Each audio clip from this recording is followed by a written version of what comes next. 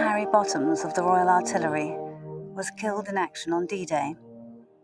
Following his death, his officer, Captain Derek Taylor, wrote to his mother, Margaret. Dear Mrs. Bottoms, thank you very much for your charming letter. Far from my forgiving you for writing to me, it is I who owe you the most sincere apology for not writing to you before. Your son and I went into action together on June the 6th. This was natural because he was my right-hand man.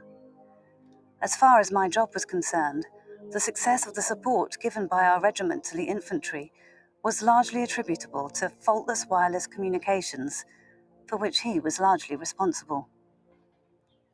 In the long period of waiting, and in that first hour, which to many of us must have been the biggest test of any over here, he set that example of courage, determination, and cheerfulness, which I had learned to expect of him.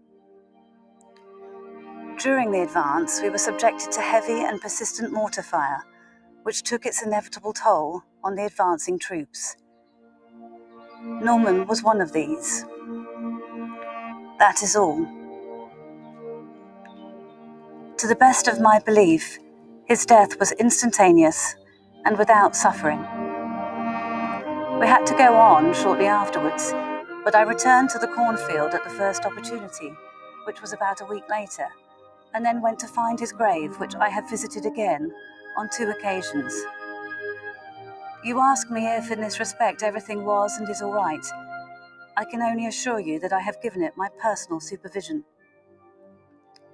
You have been told, I am sure, of the affection and respect Norman gained wherever he went from his multitude of friends. I knew your son very well, both as his troop commander and his friend, and can only add that in the qualities of humour and zest for life, keenness of mind, and generosity of spirit, I do not expect to meet his equal. Would you consider it an impertinence if I say that to me also, he is an irreplaceable loss? I cannot hope to know quite how you feel, and realize that anything I write is bound to be but an empty consolation for bare reality. I can only offer you the deepest sympathy of one who was privileged to wonder at his obvious devotion to yourself, and exhort you to bear this grief, as he would have wished you to.